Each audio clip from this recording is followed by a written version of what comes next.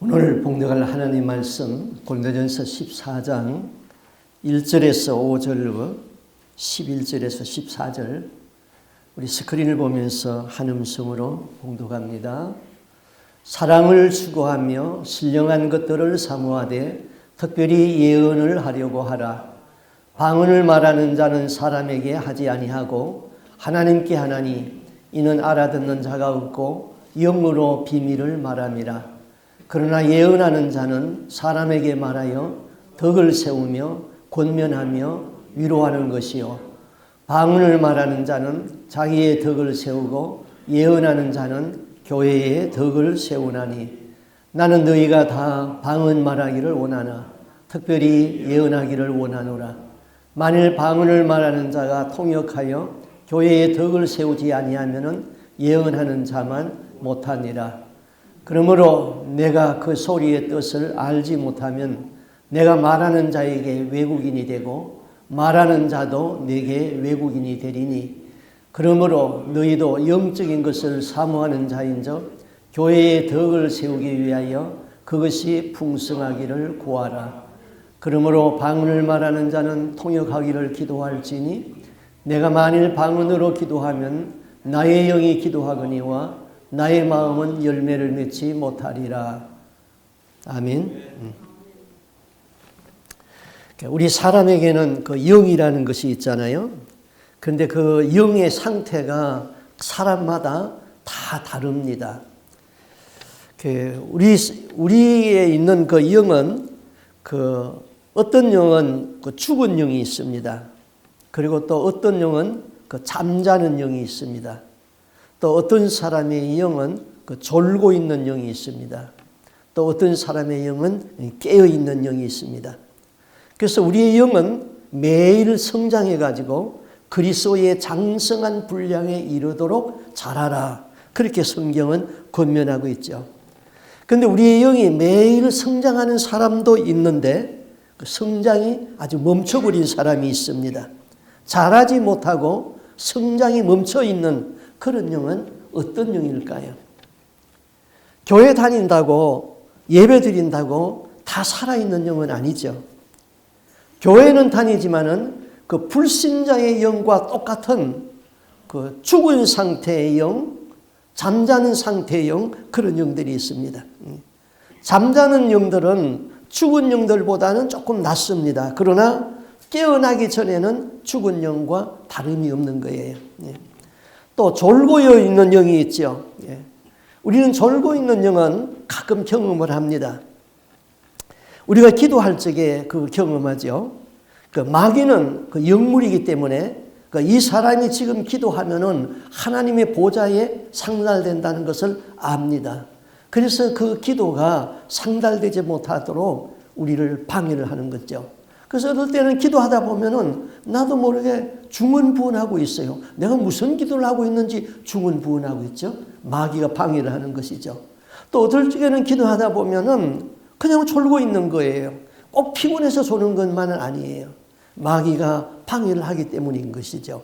그때는 이 방해하는 귀신을 예수의 이름으로 쫓아내고 예수의 거룩한 피를 뿌리고 그리고 다시 기도의 줄을 잡아야 하는 것이죠. 그럼 우리는 깨어있는 영을 가져야 됩니다. 그런데 교회 안에서는 자기의 영이 깨어있다고 착각하는 사람들이 굉장히 많이 있어요.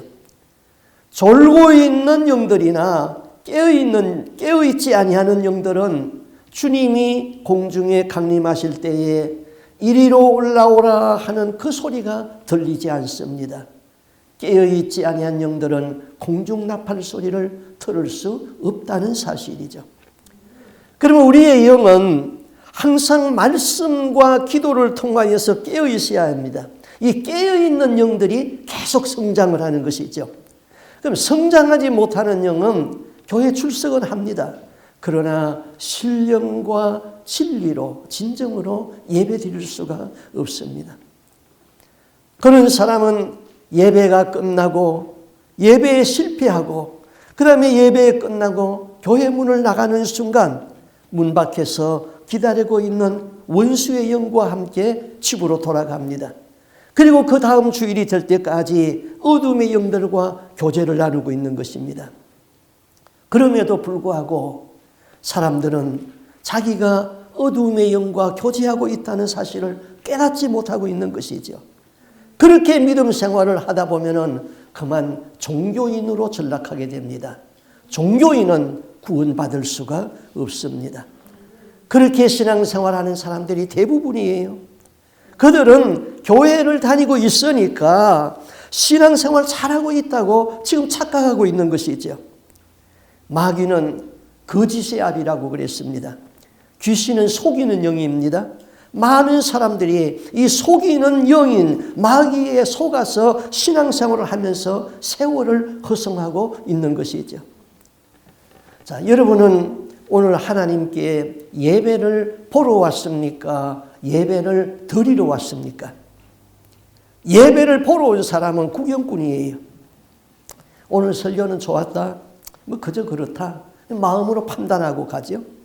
찬송은 입은 다물어 있고 눈으로만 보고 있죠. 헌금은 하나님께 드린다고 생각하지 않습니다. 사람의 체면으로 그냥 드리죠. 대표 기도는 듣습니다. 그러나 자기 기도는 한마디도 하지 못하고 그냥 갑니다. 이런 사람은 교회에 나왔어도 아직 예배를 드리는 수준이 아니라 예배를 보고 있다는 수준인 것이죠. 우리는 예배를 보는 것이 아니라 예배를 드리는 것입니다. 나는 여러분이 예배 드리기 전에 적어도 10분 전에는 이곳에 와서 기도를 드리지 아니하고 예배를 드리고 있다면 나는 그분의 예배는 오늘 허공에 날려버렸다. 그렇게 생각합니다. 예배를 드리는 것이 아니라 예배를 보고 간 것이죠. 자, 교회에 들어오면은 내가 세상에 살면서 접속한 더러운 영들, 악한 영들이 내 몸에 붙어서 들어옵니다. 그것을 다 쫓아내버리고 성령과 함께 집으로 돌아가야 되는데 그래야지 세상을 살면서 세상을 이길 수 있는 힘이 내 안에서 나오는 것이죠. 그리고 예배 끝나고 10분 이상 기도를 한다면은 이 사람은 말씀을 되새김하는 사람이지요. 그리고 회개하는 성도로 깨어있기를 바라는 사람들인 것입니다. 덴마크의 종교 철학자 키르케고르라는 사람, 우리 이름 많이 들어봤죠? 이 사람이 오늘날 우리의 예배에 대하여서 이렇게 비평을 했습니다. 오늘날 예배가 연극 공연과 같이 되어지고 있다. 무슨 말입니까? 예배가 순수를 맡은 목사와 몇 사람은 무대에서 배우처럼 되어 있고 그 다음에 교인들은 그것을 관람하는 구경꾼이 되었다는 것입니다. 오늘날 현대교회가 그렇게 되어버렸어요. 자, 찬양을 그냥 음악 감상처럼 듣고 나는 하지 않습니다. 목사의 설교를 종교 강연처럼 듣고 앉아있는 것입니다. 영화를 보고 나오면 사람들이 오늘 영화 잘 됐다. 오늘 영화 재미없었다. 그렇게 하는 것과 같이 예배도 그렇게 되어버렸어요. 이것은 예배를 드리는 것이 아니라 예배를 지고 보고 구경하는 것이죠. 예배는 구경하는 것이 아니고 내가 하나님께 드리는 것입니다. 아멘입니까? 아멘. 왜 이쪽 동네는 아멘이 없어요? 네. 그러면은 하나님은 어떤 예배를 받으실까요? 그 옛날에 가인과 아벨이 예배를 드렸는데 가인의 예배는 거절하고 아벨의 예배는 하나님이 받으셨습니다. 예배의 실패는 인생의 실패인 것입니다. 하나님이 받으시는 예배를 생각해야죠. 요한복음 4장 24절에서 그랬습니다. 하나님은 영이시니 예배하는 자가 신령과 진리로 예배할지니라. 그럼 신령은 성령이죠. 진정은 진리죠. 진리. 진리는 하나님의 말씀이 진리고 예수님이 진리죠. 예수가 예배의 중심이고 예수를 높이고 예수에게 영광 돌리는 것이 예배인 것입니다. 그러한 예배는 성령이 주도적으로 이끌고 가는 것이죠. 사람이 주도적으로 이끌고 가는 것이 아닙니다. 그 다음에 우리의 예배는 항상 회개가 이루어져야지 하나님이 받으십니다. 자, 죄는 하나님과 우리 사이를 가로막고 있는 그 담과 같다고 그랬습니다. 그래서 우리의 기도가, 우리의 예배가 하나님의 보좌에 올라가지 않는 것이죠. 중간에서 공중 권세 잡은 자 마귀에 의하여서 다 차단돼 버리는 것입니다. 그래서 먼저 회개하는 것입니다. 우리 교회의 예배의 첫 부분은 그래서 참회의 기도가 첫 부분에 있는 것이죠. 예수의 거룩한 보혈로 죄를 씻어내야 됩니다. 그리고 하나님과 나 사이에 가로막혀 있는 담을 헐어버려야 되는 것이죠. 자, 제가 여러분들에게 한번 중요한 질문을 하나 해보겠습니다. 자, 우리가 교회 다닌다고 다 천국 가는 것 아니라는 것은 다 알고 있죠. 예. 자, 우리가 예수는 믿었는데 마지막에 구원을 받지 못하고 지옥에 떨어진다면 지옥에서 얼마나 억울할까요? 내가 예수는 평생 믿었는데 왜 지옥에 왔을까? 그러면은 묻겠어요. 믿는 자들이 마지막에 천국에 못 들어가는 가장 중요한 이유 한 가지가 있다면 뭘까요? 아는 분이 있어요? 야, 우리 집사님은 제대로 배워서 안 해요. 예.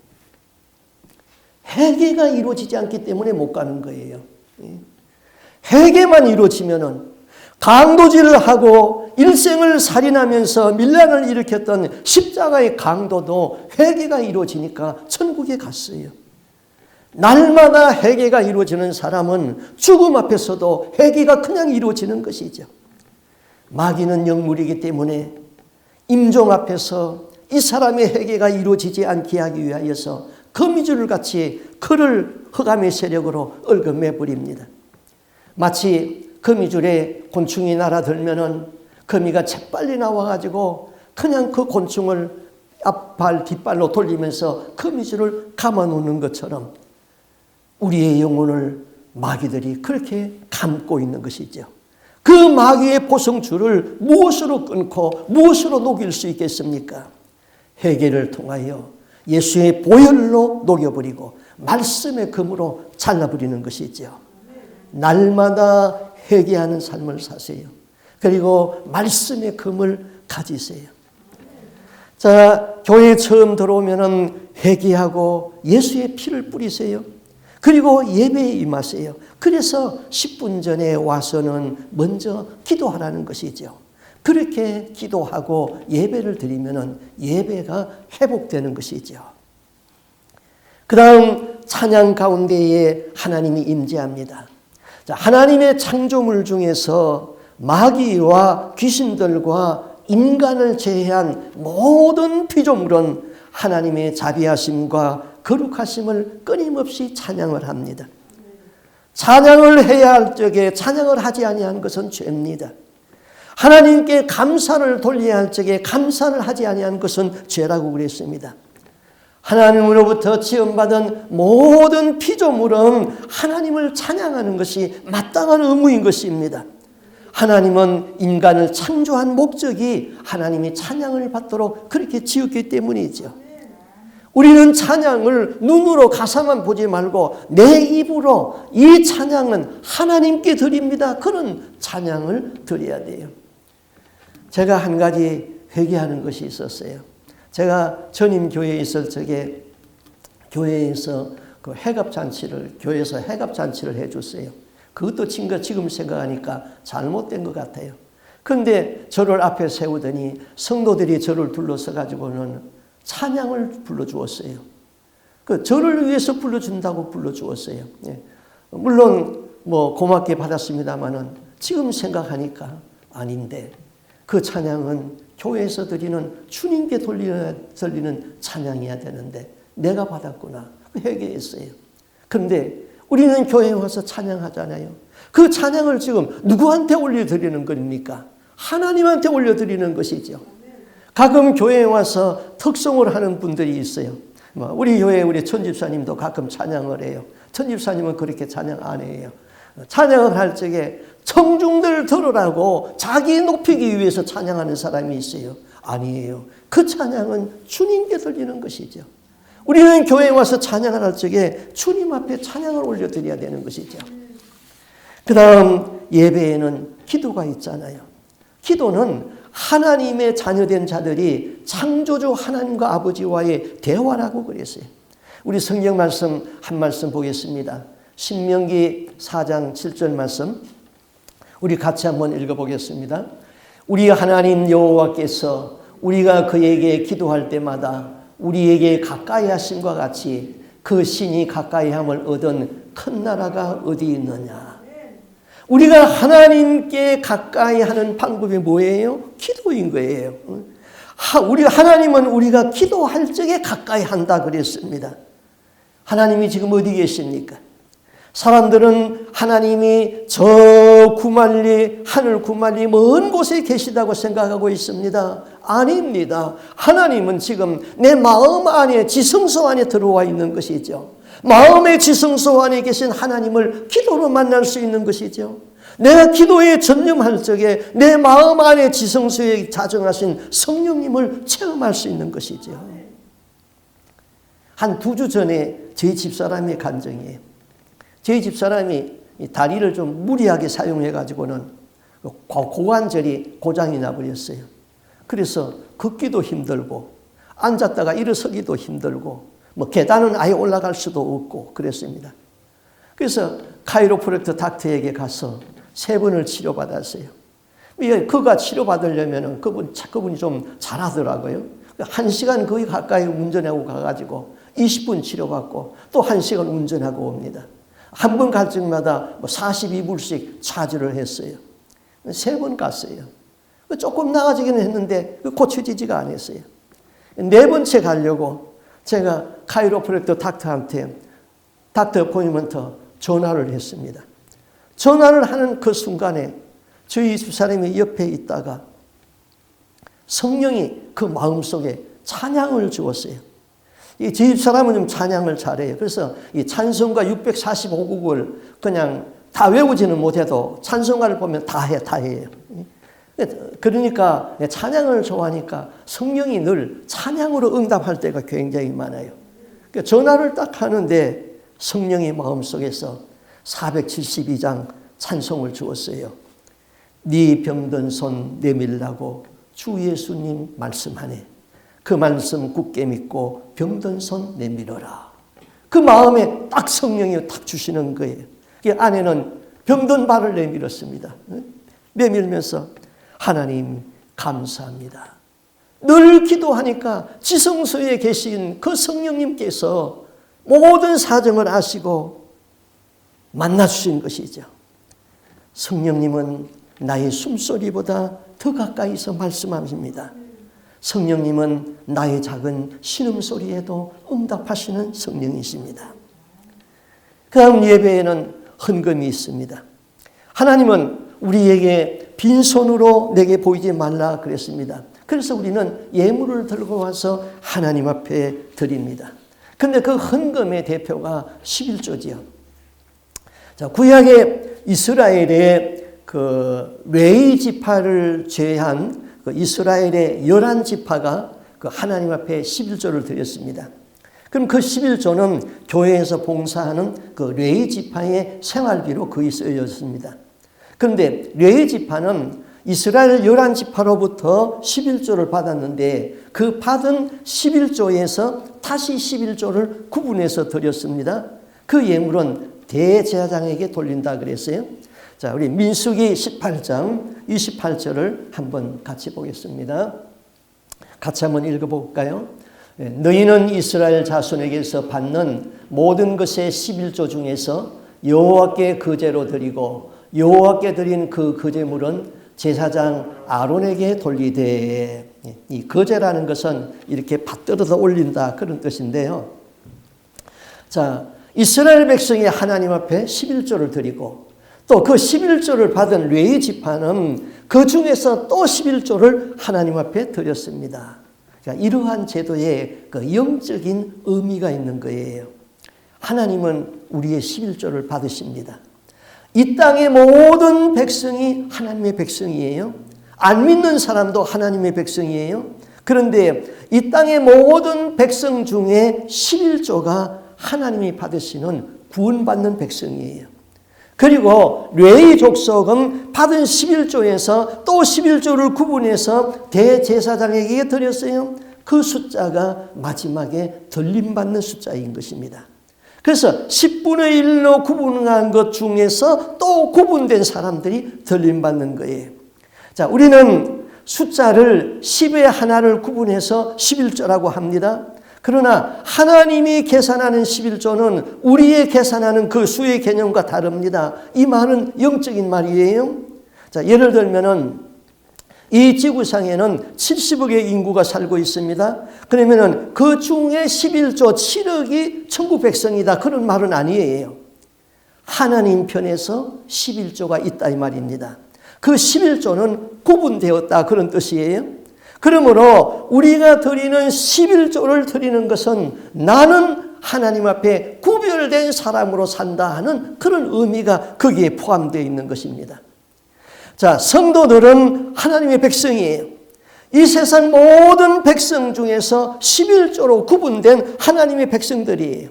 그 구별받은 백성 중에서 또 구별된 백성들이 마지막에 들림받을 수 있는 하나님이 이 땅에 남겨둔 종자 씨앗과 같은 거예요. 밤나무, 상수리나무는 배임을 받아도 남아있는 거루터기가 있다고 그랬어요. 우리는 이런 영적인 의미를 알면은 우리가 11조 생활을 하지 아니할 수가 없는 것이죠. 내가 하나님 편에서 구원받은 백성으로 살다가 구별받은 백성으로 살다가 마지막에 천국 들어가는 것이 우리의 삶의 목적이잖아요. 그래서 우리는 구별된 사람이다. 그런 의미로서 늘 11조를 하나님 앞에 드리고 있는 것이죠. 하나님은 그 말씀하십니다. 내가 거룩하니 너희도 거룩하라 그랬죠. 이 거룩하다 이 말은 구별되었다 그런 뜻이에요. 그러면은 모든 물질이 다 하나님이 주신 것이지만은 그 중에 10의 1을 구분해서 또 하나님 앞에 드렸습니다. 모든 날들이 다 주님의 날이지만은 그 중에 구별된 주일이 있는 것입니다. 이 땅의 모든 사람들이 다 하나님이 창조한 백성들이지만은 그 중에 구별된 성도들이 있다 이 말인 것입니다. 그러므로 나는 11조를 못합니다. 그러면서 나는 구별받은 백성이다. 그러면 말이 모순이 되잖아요. 그래서 우리는 뭐 사람 얼마 안 되지만은 100% 다 11조 하고 있는 것이죠. 11조 생활 거룩하게 구별된 것입니다. 레위기에 보면은 그 먹어도 되는 정결한 짐승과 먹지 말라고 한 부정한 짐승들을 구분해 놨습니다. 그런데 그 굽이 갈라지고 되새김하는 것은 정결함으로 먹어도 된다 그랬어요. 소와 같은 것이죠. 소는 굽이 갈라졌어요. 구별되었다 그런 뜻이에요. 또 소는 먹은 것을 끄집어내 가지고 되새김하지요. 되새김한다는 것은 말씀을 끊임없이 묵상한다 그런 뜻이에요. 거룩하게 사는 사람은 날이 구별되고 물질이 구별되고 삶이 구별되는 삶을 사는 것이죠. 그 사람이 거룩한 사람인 거예요. 그런데 그 반대로 물질도 혼돈, 생활도 혼돈, 가치관도 혼돈, 그러면은 바벨의 심판을 받게 되는 것이죠. 우리는 창세기 9장에 보면은 바벨탑의 심판받은 것 우리 다 알고 있잖아요. 바벨은 혼잡, 혼돈 그런 뜻이에요. 인류의 마지막 심판은 혼잡하고 혼돈된 것에 대하여서 하나님이 마지막 심판을 하는 것입니다. 그러므로 우리는 구별된 삶, 물질에도 구별된 것, 우리의 삶도 구별된 것, 나의 가치관도 구별된 것, 나의 생활도 구별된 것, 구별된 거룩한 삶을 살다가 구별된 하나님의 사람으로 천국에 들어가는 것입니다. 오늘 읽은 고린도전서 14장은 그 예배에 관한 부분입니다. 초대교회 때는 이 교회에 예배의 질서가 없었습니다. 고린도 교회뿐만 아니라 거의 모든 교회에 이 전임 목사가 없었습니다. 자, 초대교회 때에 예수님의 11제자가 있었어요. 그러나 그 11제자가 예루살렘과 유대와 아시아와 유럽의 모든 교회를 다 커버할 수가 없었습니다. 그렇다고 뭐 신학교가 있어가지고 뭐 목사들이 자꾸 배출된 것도 아니었죠. 자, 제가 어렸을 적만 해도 교회에는 그 담임 목사가 없는 곳이 굉장히 많았어요. 저도 시골에서 자랐기 때문에 저희 교회에 담임 목사가 없었어요. 그래서 교회에 좀 성경 좀 아는 그런 사람이 있으면은 그분이 그저 설교를 했어요. 그분들을 그 영수라고 불렀습니다. 그런데 지금은 그때는 이 담임 목사가 없으니까 그 목사를 세우기 위해서 중학교 졸업하고 그 성경고등학교라는 게 있었어요. 그래서 성경고등학교 3년 졸업하면은 그냥 목사 안수 주가지고는 목회를 하게 했습니다. 그런데 지금은요, 농어촌 교회도 그 목사 없는 교회가 없습니다. 우리나라는요. 또 이 자격도 그 고등학교를 졸업하고 그 다음에는 대학교 4년을 이수하고 그 다음에 대학원 그 신학교에서 3년을 또 이수해야지 그 다음에 이제 목사고시를 볼 수 있는 그 자격을 주게 되는 것이죠. 이제는 교역자가 공부를 많이 했습니다. 지식적인 목사가 많아졌습니다. 그런데 문제는 사이비가 많아졌다는 것이죠. 교역자 없을 때보다 더 심각하게 문제가 되어버렸어요. 우리의 영은 지식으로 자라지 않습니다. 우리의 영은 영적인 하나님의 말씀으로 자라는 것이죠. 오늘날 교회는 지식적으로만 가정 가르치고 있는 거예요. 귀만 높아지고 머리만 커져 버렸어요. 우리의 영은 절대로 지식으로 자랄 수 없습니다. 특별히 고린도 교회는 이 방언하는 사람들이 많았습니다. 그래서 예배 드리다가 성령의 감동이 오면은 방언이 나오면은 너도 나도 할 것 없이 일어나서 방언으로 기도했습니다. 방언은 영으로 하나님께 비밀을 말하는 것입니다. 그러니까 말하는 사람도 무슨 말인지 모르고 듣는 사람도 무슨 말인지 모릅니다. 바울의 이것을 책망을 했습니다. 14장 11절에 그랬습니다.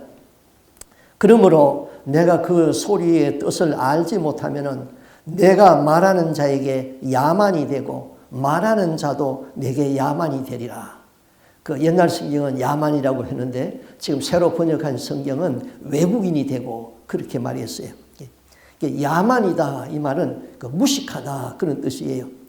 남이 알아듣지 못하는 말을 하는 사람은 무식한 사람이에요.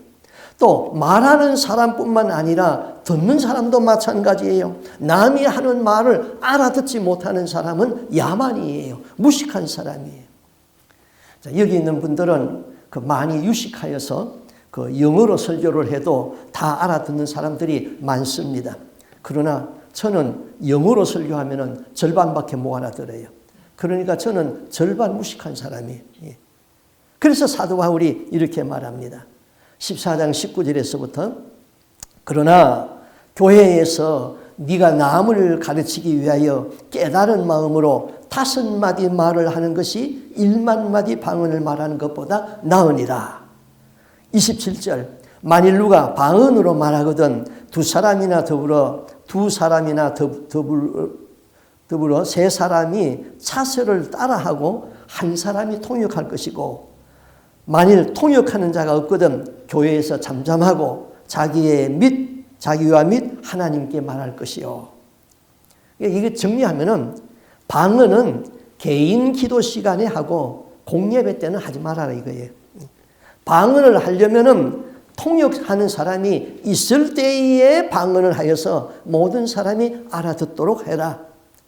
그래서 바울은 방언에 대해서 이렇게 결론을 지었습니다. 방언은 개인적으로 덕을 세우는 것에 아주 좋다. 방언을 무시하면 안 된다. 나 바울도 다른 사람 못지않게 방언을 한다. 너희 모두가 방언할 수 있는 사람이 되기를 원한다. 그렇게 말을 합니다. 방언이라는 것은 영으로 하나님 앞에 기도하는 거예요. 방언으로 하는 기도는 마귀가 알아들을 수가 없습니다. 그러므로 기도할 적에 아주 유익한 것이에요. 기도할 적에 마귀의 방해를 받지 아니하고 하나님에게 직통으로 올라가는 기도가 방언 기도인 것입니다. 그러나 다른 사람이 그 말하는 내용을 알아들을 수가 없으니 통역이 없으면 공석상에서는 하지 말라는 거예요. 그리고 방언하는 사람은 예언을 하려고 노력하라. 예언은 교회의 덕을 세운다 그랬습니다. 그러면서 예언은 감추인 것을 드러낸다. 그렇게 말씀했습니다. 우리 신명기 29장 29절인데 제가 읽어드리겠습니다. 그 세번역 성경이 아주 쉽게 잘 번역되었어요. 자, 이 세상에는 주 우리의 하나님이 숨기시기 때문에 알 수 없는 일도 많습니다. 그것은 주님의 것입니다. 그러나 하나님은 그 뜻이 담긴 율법을 밝히 나타내 주었으니 이것은 우리의 것입니다. 우리와 우리 자손은 길이길이 이 율법의 말씀에 순종해야 됩니다. 자, 그럼 여기 앞에 전반부에 이 세상에는 하나님이 숨겨놓은 일이 많대요. 그 비밀한 일은 하나님께서 하였다는 것입니다. 그런데 성령이 그 감추인 것을 다 드러내버리는 것이죠. 그게 예언이라는 것이죠. 그 비밀한 일들이 드러날 적에 사람들은 회개하고 하나님을 두려워하고 각성할 수가 있습니다. 그 은사가 예언의 은사예요. 제가 한국에서 목회할 적에 그 대전에 그 영주기도원 원장님이 있었습니다. 그래서 그곳에 가서 가끔 기도를 했는데 그 원장님이 아주 예언의 은사가 대단히 밝았습니다. 지금은 고인이 되었어요. 그래서 그분을 모시고 교회에서 부흥을 했어요.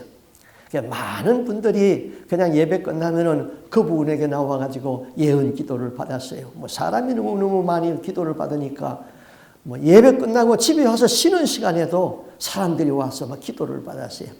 그런데 저희 교회에 장로님 한 분이 있었는데 그 사람들 많은 데서는 기도를 못 받고 저희 집으로 기도를 받으러 왔어요.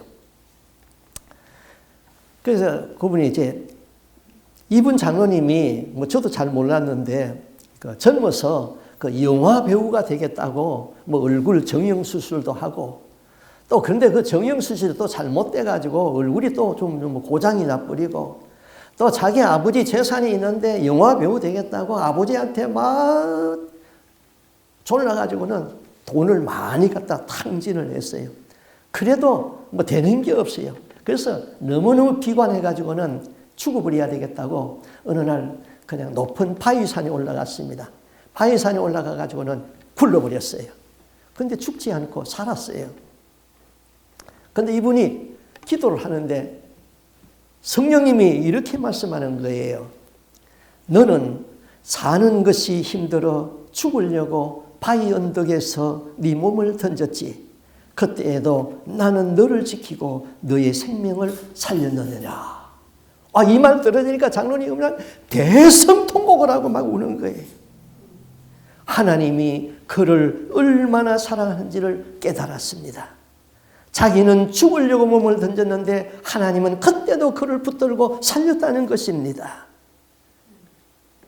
그것이 바로 예언이죠. 그래서 그분이 교회에 하나님을 사랑하고 아주 헌신하는 종이 되었습니다. 성령은 감추어진 과거의 일도 말하지만은 미래에 일어날 일들도 알려줍니다. 그것이 예언이지요.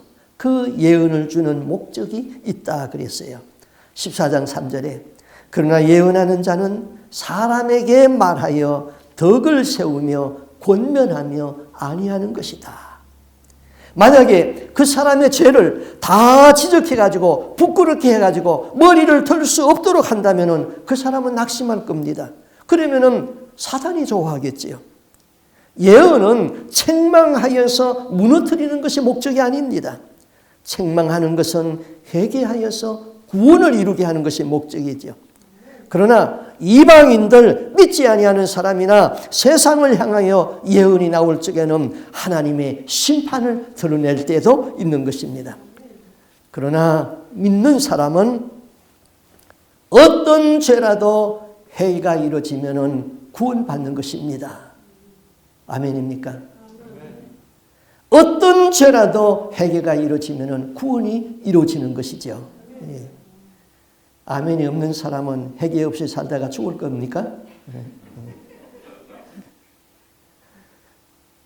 자, 초대교회에는 오늘날과 같은 주보가 없었어요. 오늘날도 이 주보가 없는 교회가 있습니다. 그 카나다의 그 토론토에 가면은 그 피플스 철치라는 그 유명한 교회가 있었습니다. 이 교회는 선교사를 세계에서 가장 많이 보낸 그 교회로 유명하죠. 한 교회에서 선교사를 400몇 명을 보냈으니까 굉장하잖아요. 그 교회의 특색은 이 추보가 없습니다. 그리고 예배가 딱딱하지 않습니다. 예배를 드리다가 성령의 감동이 오면은 그냥 함께 통성으로 기도하는 것입니다. 또 성령의 인도하는 대로 그냥 찬송을 열정적으로 합니다. 예배는 성령이 주도적으로 이끌고 갔습니다. 그런데 이에 비하여서 또 다른 교회는 이 추보가 있는데 그 추보에는 그날의 설교까지 다 기록되어 있습니다. 그래서 순서를 맡은 사람은 그냥 그 설교를, 그 원고를 그대로 읽기만 하면 되는 것이죠. 그럼 아주 예배는 딱딱합니다. 그렇지만은 음숙하죠. 그러니까 이 두 가지의 경향이 오늘날 우리가 드리는 예배의 경향인 것입니다. 우리는 양쪽의 좋은 점을 다 살려서 이제 예배에 적용하고 있는 것이죠. 우리는 생각해야 됩니다. 우리는 교회에 광고 들으려고 교회 오지 아니했습니다. 예배 시간에 광고 길게 하는 것 그거 좋지 않습니다. 우리는 설교 시간에 하나님의 말씀을 들으려고 온 것이지요. 지식적인 설교 들으려고 온 거 아니에요. 지식적인 설교는 사람의 혼과 영을 살려내지를 못합니다. 영적인 말씀이어야 되는 것이죠. 성경 말씀을 해야 되는 거예요. 기도 시간에 다른 사람을 공격하거나 자기 푸념의 기도를 하면 안 되는 것이죠.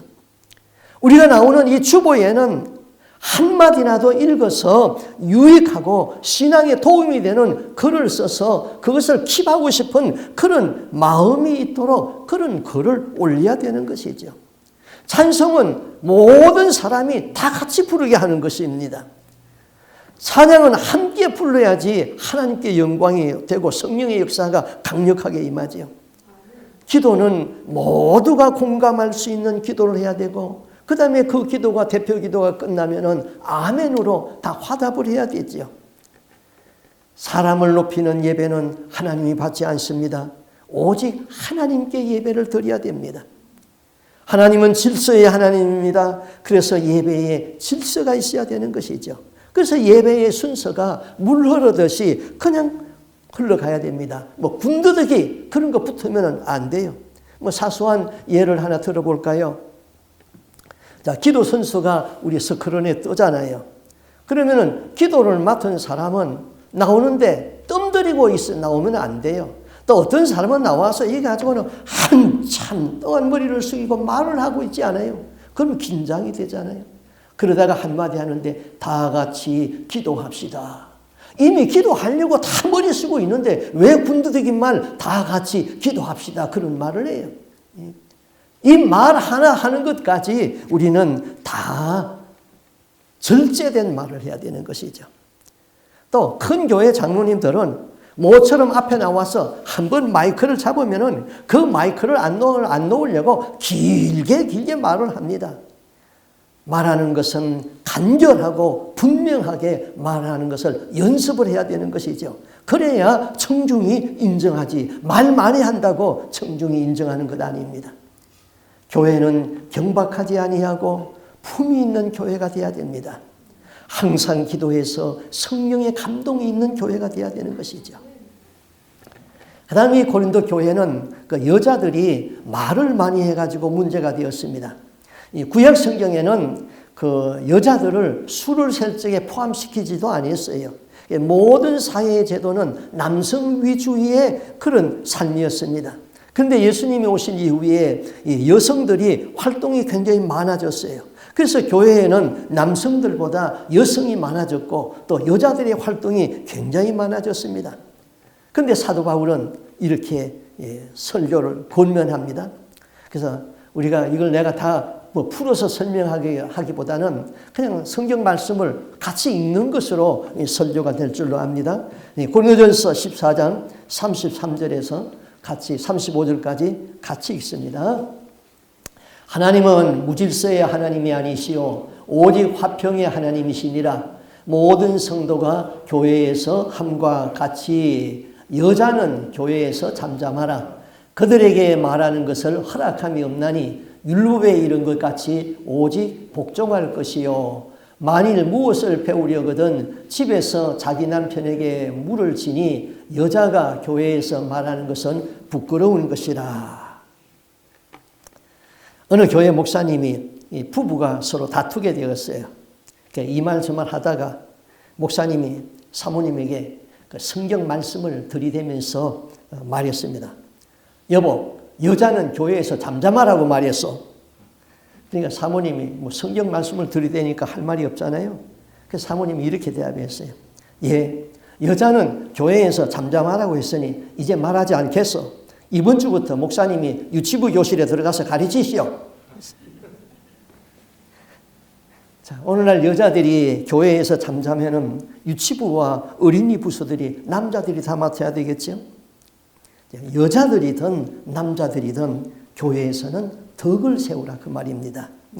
예배는 무질서하여도 안 되고 혼란돼도 안 되고 예배는 덕을 세우는 것이 중요하다. 그래서 방언은 개인의 기도, 개인의 덕을 세우는 것이고 예언은 교회의 덕을 세운다. 그렇게 말씀합니다. 그래서 14장 26절에 이렇게 말하죠. 그런즉 형제들아 어찌할꼬 너희가 모일 때에 각각 찬송시도 있으며 가르치는 말씀도 있으며 계시도 있으며 방언도 있으며 통역함도 있나니 모든 것을 덕을 세우기 위하여 하라. 교회에서 덕을 세우는 것이 중요합니다. 이 덕이라는 것은 한문으로 쓰면 큰 덕자를 쓰잖아요. 크게 생각하는 것이 덕이에요. 내 입장에서만 생각하면 절대로 덕이 안 됩니다. 다른 사람의 입장에서 생각하면 덕을 세울 수가 있게 되죠. 나 때문에 다른 사람의 신앙이 덕이 안 되고 무너뜨리게 되면 그건 덕이 안 되는 거예요. 다른 사람의 인격을 무너뜨리는 말을 하면 그건 덕이 안 되는 거예요. 다른 사람의 신앙을 세워주고 그 사람의 인격을 세워주는 것이죠.